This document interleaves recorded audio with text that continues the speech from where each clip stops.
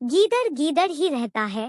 पंचतंत्र की कहानी Labdhapranasha, lioness and a young jackal. Friends, इस पोस्ट में हम शेरनी और गीदड़ की कहानी शेयर कर रहे हैं। पंचतंत्र के तंत्र भाग लब्धप्रणाश से ली गई ये कहानी एक ऐसे गीदड़ की है जो शेरों के साथ पलता है और इस बात से अनभिज्ञ रहता है कि वह गीदड़ है। जब उसे इस बात का पता चलता है तो वह क्या करता है, जानने के लिए पढ़िए पूरी कहानी। जंगल की एक गुफा में शेरनी का जोड़ा रहता था। उनके 2 बच्चे थे। शेर प्रतिदिन जंगल जाकर शिकार करता और उसे लेकर गुफा आ जाता। गुफा में दोनों मिलकर शिकार के मांस का भक्षण किया करते थे। एक दिन पूरा जंगल छान मारने के बाद भी शेर लायन के हाथ कोई शिकार नहीं लगा। निराश होकर वह वापस लौट रहा था कि रास्ते में उसे एक गीदड़ जैकल का बच्चा दिखाई पड़ा। बच्चा जानकर वह उसे मार नहीं पाया और जीवित ही मुंह में दबाकर गुफा ले आया।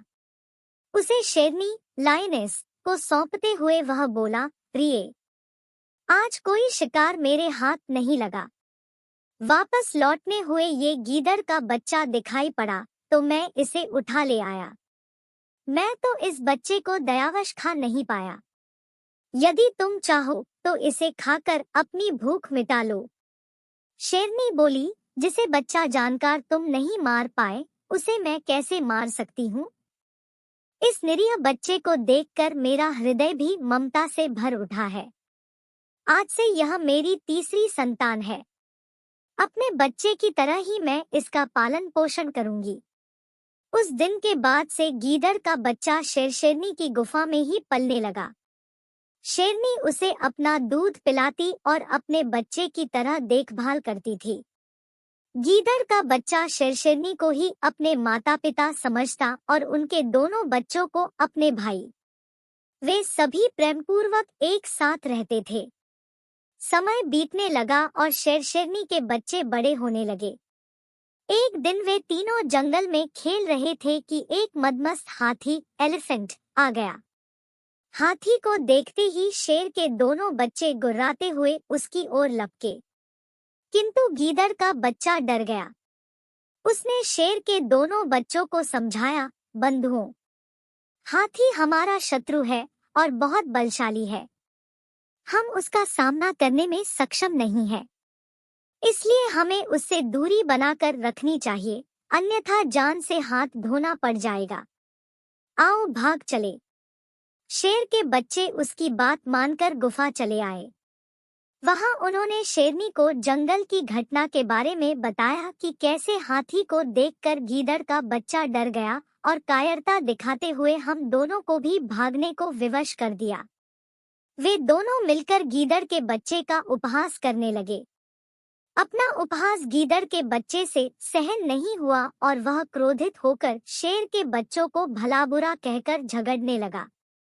शेरनी बीच बचाव करते हुए गीदड़ के बच्चे को समझाने लगी, ये दोनों तेरे बंधु हैं। इनकी बातों का बुरा मत मान और झगड़ा बंद कर प्रेम से रह। किंतु गीदड़ का बच्चा तैश में था। वह बोला, ये सदा मेरा उपहास करते हैं। बताओ मैं इनसे किस मामले में कम हूँ। मैं भी बहादुर हूँ। मैं चाहूँ तो अभी इन दोनों को मजा चखा सकता हूँ। आज ये मेरे हाथों से बचेंगे नहीं।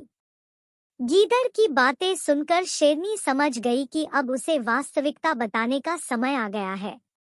वह बोली, पुत्र, मेरी बात ध्यान से सुन। तुम बहादुरी में किसी से कम नहीं हो, किंतु जिस कुल में तुम जन्मे हो वहां हाथी से शत्रुता मोल नहीं ली जाती। वास्तव में तुम गीदड़ हो। मैंने तुम्हें अपना दूध पिलाकर अपने बच्चे की तरह पाला है, लेकिन गीदड़ होने के कारण तुममें गीदड़ के ही गुण हैं। अब तुम्हारा भला इसी में है कि तुम अपने कुल में जाकर मिल जाओ। यदि यह बात तुम्हारे दोनों भाइयों को पता चल गई तो मारे जाओगे।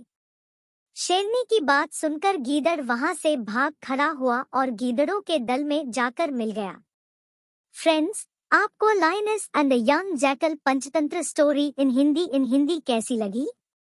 आप अपने कमेंट्स के द्वारा हमें अवश्य बताएं। गीदड़ गीदड़ ही रहता है कहानी पसंद पर लाइक और शेयर करें। ऐसी ही और पंचतंत्र स्टोरीज इन हिंदी पढ़ने के लिए हमें सब्सक्राइब कर लें। थैंक्स।